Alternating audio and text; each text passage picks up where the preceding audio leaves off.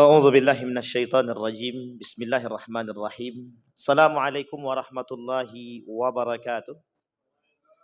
Alhamdulillahirabbil alamin. Alhamdulillahilladzi an'ama bi ni'matil iman wal islam bihima tatimmus shalihat.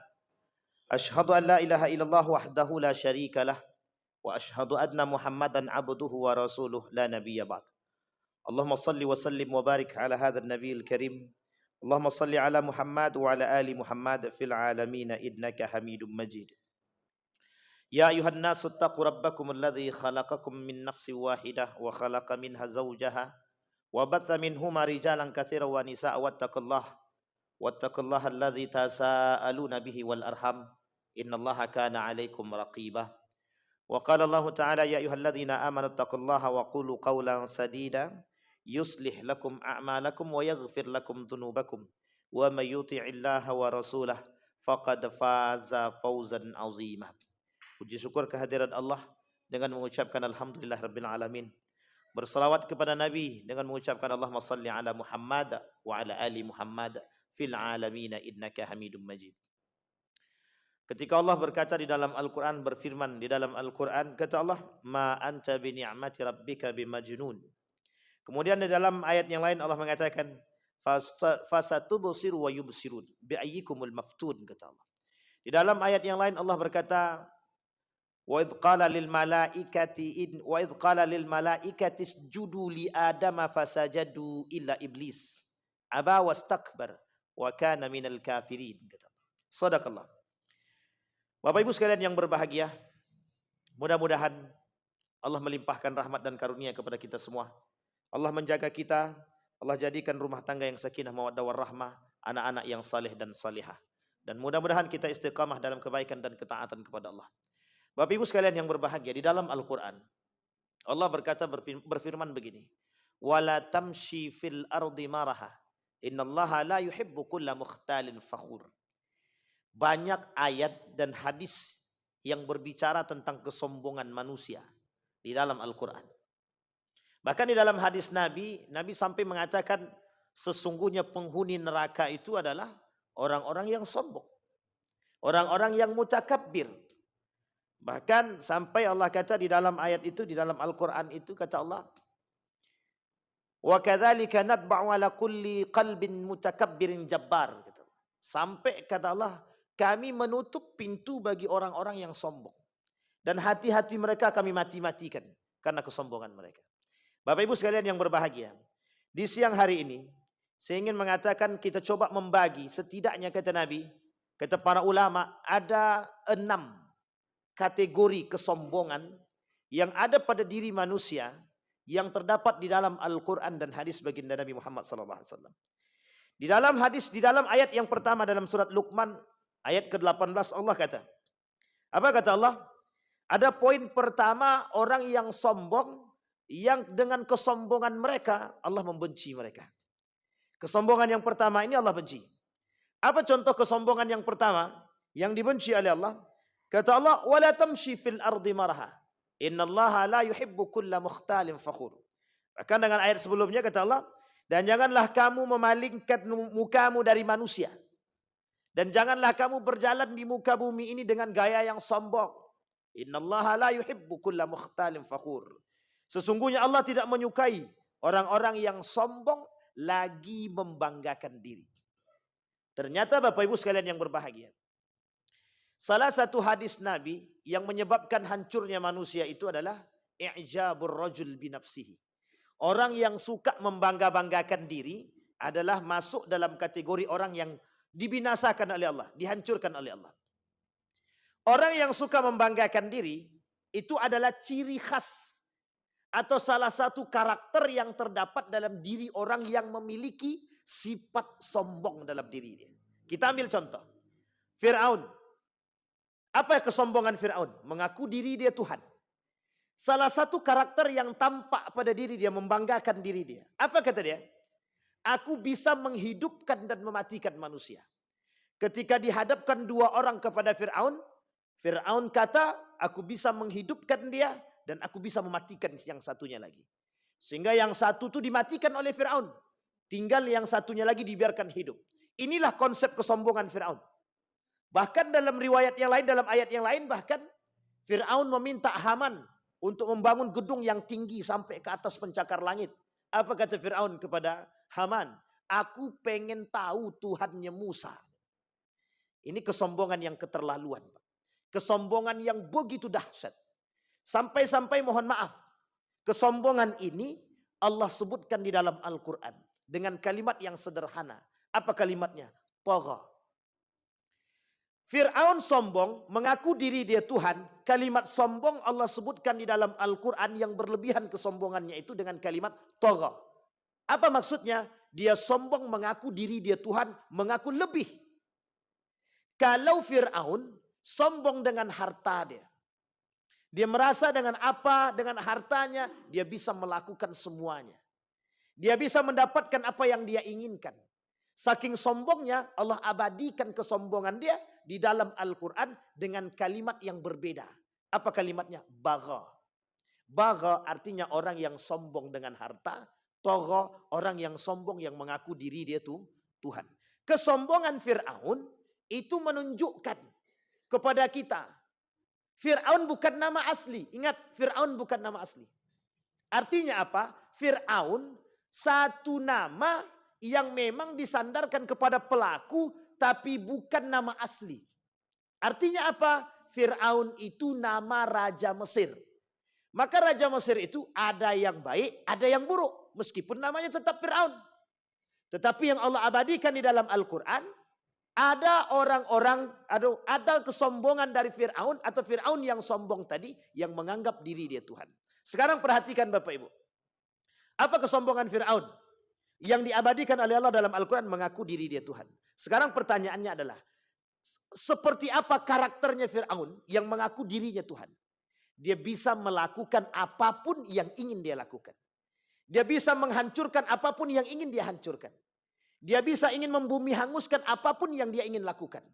Bahkan mohon maaf, manusia-manusia yang datang kepada dia harus bersujud kepada dia. Ini karakter kesombongan Fir'aun.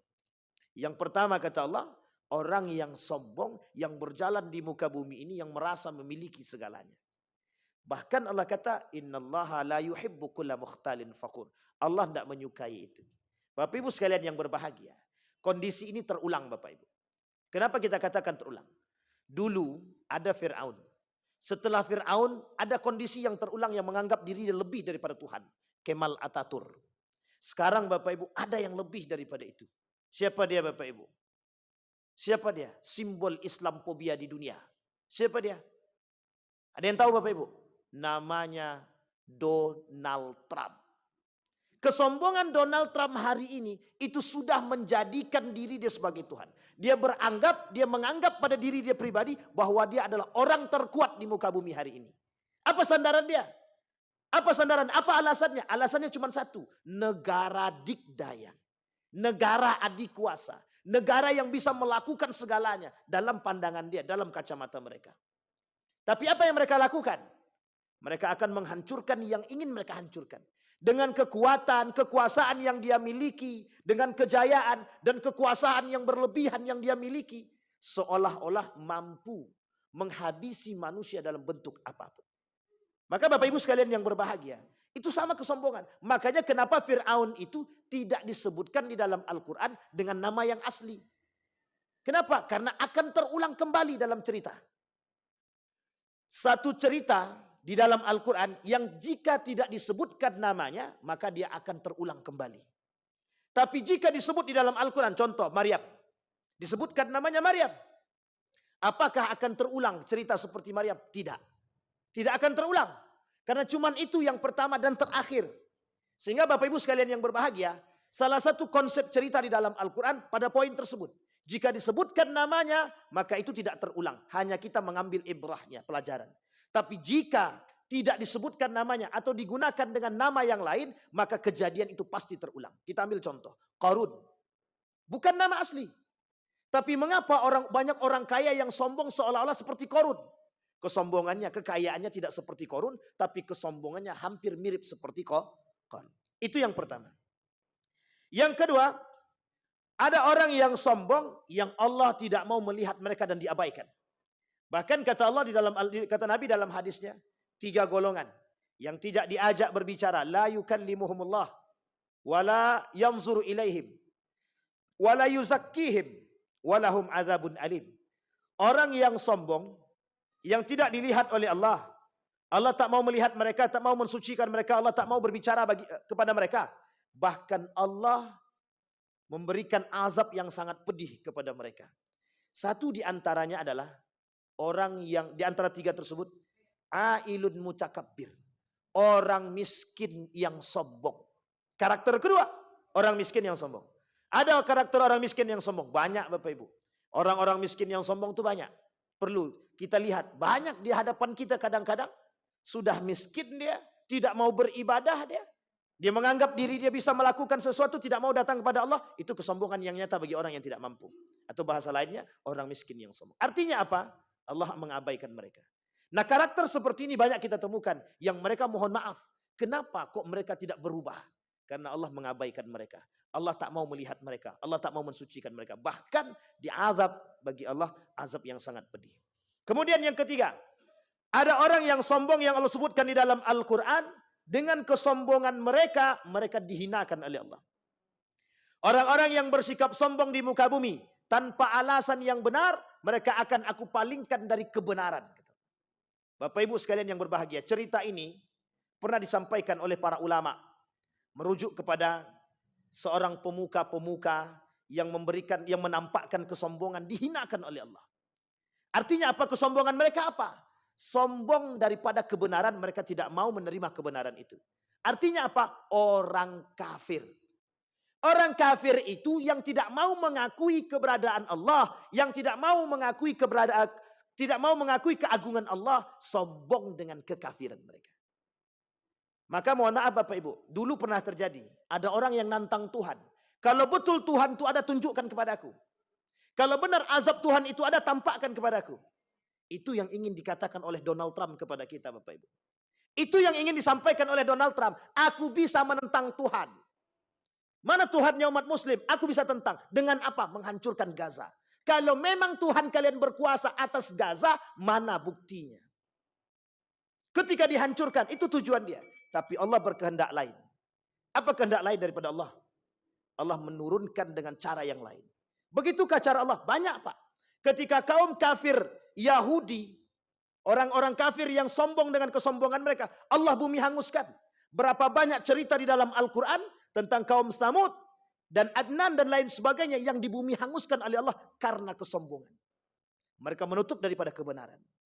Bahkan mohon maaf, Fir'aun seperti apa dihancurkan oleh Allah. Kenapa? Karena dia sombong menentang Tuhan. Dia menganggap diri dia bisa lepas daripada Tuhan. Dia menganggap dengan kekuasaan dia bisa lepas daripada kongkongan Tuhan. Itu yang terjadi hari ini. Kekuasaan Amerika Serikat, kehebatan Amerika Serikat, mereka bisa mengatakan bahwa kami negara adikuasa, apapun yang kami buat hari ini bisa kami lakukan. Dengan apa? Kekuasaan. Dengan apa? Dengan harta. Dengan apa? Dengan golongan. Artinya apa? Mereka menganggap diri mereka lebih kuasa daripada Allah. Sehingga mohon maaf Bapak Ibu, mudah sekali bagi lisan mereka untuk menentang Tuhan. Akan kami bumi hanguskan Gaza. Akan kami bumi hanguskan negara-negara yang melawan kepada kami. Buktinya apa? Ketika mereka yang datang kepada Allah dengan kesungguhan hati, Allah akan ganti Pak. Ini cerita terulang Bapak Ibu. Cerita terulang. Ketika Amerika mengajukan satu politik yang sangat unik sekali Bapak Ibu. Bagaimana WTC dihancurkan Pak. Ini sejarah yang ingin saya sampaikan, peran politik yang tidak bisa kita lepas Bapak Ibu. WTC itu dihancurkan, sengaja dihancurkan. Tapi apa yang mereka lakukan? Di balik kehancuran WTC tersebut, apa yang dilakukan oleh mereka? Bagaimana cara mereka menaklukkan kota Afghanistan. Negara Afghanistan dalam taklukan mereka. Mereka merasa menghilangkan nyawa manusia yang tak berdosa adalah bisa mendatangkan keuntungan yang lebih. Jangan salah Bapak Ibu. Dan ini permainan yang mereka lakukan. Artinya apa? Mereka tunjukkan kami bisa melakukan apa yang ingin kami lakukan. Kalau cuma sekedar Gaza, kalau cuma sekedar Palestina, memang itu yang ingin kami hancurkan. Jangan salah Bapak Ibu, di belakang daripada Donald Trump Yahudi semua. Semua Yahudi bersekutu dengan Donald Trump untuk menghancurkan Palestina. Maka Bapak Ibu kita tanggung jawab. Umat muslim punya tanggung jawab besar terhadap Palestina. Bukan hanya rakyat Palestina, tapi kita semua umat muslim. Maka Bapak Ibu, ketika kejadian menimpa Amerika Serikat, satu sisi kita bersedih Bapak Ibu, tapi satu sisi kita perlu menunjukkan satu kepada mereka bahwa betapa Allah itu ada untuk siapa? Orang-orang yang beriman. Kenapa orang-orang beriman kenapa orang muslim hari ini tidak percaya bahwa itu adalah azab dari Allah? Kenapa orang-orang muslim tidak percaya bahwa itu adalah ujian daripada Allah? Ada alasannya, ada. Apa alasannya? Mereka tidak beriman kepada Allah. Maka bagi orang beriman wajib. Karena Nabi pernah kata dalam riwayatnya, kata Nabi, kelak tidak akan terjadi hari kiamat sampai akan terjadi goncangan-goncangan, zalzalah, kata Nabi. Artinya apa? Bahasa kiasan. Akan banyak kejadian-kejadian menimpa manusia di akhir zaman, kata Nabi. Dan itu adalah tanda datangnya hari kiamat. Yang keempat Bapak Ibu, sebelum kita tutup. Orang yang sombong itu hati dia terkunci. Orang yang sombong hati dia mati. Orang yang sombong itu hatinya tidak mudah terbuka. Sampai Allah katakan dalam Al-Quran itu, wa kadzalika nadbu ala kulli qalbin mutakabbirin jabbar. Kami kunci hati mereka. Sekarang Bapak Ibu perhatikan, siapa di antara manusia yang mampu menasehati Donald Trump? Tidak ada. Siapa orang terbesar di Amerika Serikat yang bisa memberikan nasihat terbaik kepada Donald Trump? Tidak ada. Nggak usah jauh-jauh Bapak Ibu. Kalau ada hari ini orang yang memiliki kekuasaan yang tinggi di hadapan kita, bisakah orang lemah memberikan nasihat kepada mereka? Tidak bisa. Kenapa? Hati mereka sudah mati. Hati mereka sudah terkunci. Kenapa? Allah kunci hati mereka. Tapi ingat, ketika hati sudah dikunci oleh Allah, Allah akan buka dengan azabnya. Allah akan buka dengan ujiannya. Allah akan buka dengan berbagai macam belantaran. Maka Bapak Ibu sekalian yang berbahagia, kalau ada umat muslim dan orang beriman yang hatinya sudah dikunci oleh Allah, sudah dimatikan oleh Allah, ingat, akan datang bencana yang datang kepada mereka. Maka bertobatlah kepada Allah. Bertobatlah kepada Allah. Tapi bagaimana dengan orang yang kafir? Orang kafir sudah jelas kekafirannya. Kita tidak perlu khawatir Pak. Orang kafir itu sudah ditempatkan oleh Allah tempat terbaik. Di mana tempat terbaik bagi orang kafir? Neraka jahanam. Tapi ingat, yang menjadi persoalan kita hari ini adalah bukan hanya orang kafir yang menempati tempat di neraka jahanam. Ada satu lagi. Satu lagi yang menempati neraka jahanam adalah orang muslim yang munafik. Siapa muslim yang munafik itu? Yang mendukung orang kafir dalam menghancurkan Palestina dan mendukung orang kafir dalam menghancurkan Gaza. Itu manusia-manusia munafik. Bapak Ibu sekalian yang berbahagia, ada 4 poin yang kita sampaikan di siang hari ini. Mudah-mudahan dari 4 poin tersebut kita terlepas daripada sifat-sifat kesombongan yang tidak diinginkan oleh Allah Subhanahu wa taala, dan kita bisa menjadi orang-orang paling tidak berlepas diri dari kesombongan yang tertanam. Bahkan kata Allah, orang sombong itu kawannya cuma satu, iblis. Maka kalau kita katakan apakah Donald Trump itu berkawan dengan iblis? Mungkin. Tapi bisa jadi, kecuali Allah turunkan hidayah bagi dia dan dia bertobat kepada Allah. Itu lain cerita Bapak Ibu. Maka kita perlu berdoa untuk mereka yang memang keras hati dia terhadap kebenaran. Semoga Allah lembutkan dan menerima hidayah tersebut. Fa'tabiru ya ulil absar la'allakum tuflihun. Assalamualaikum warahmatullahi wabarakatuh.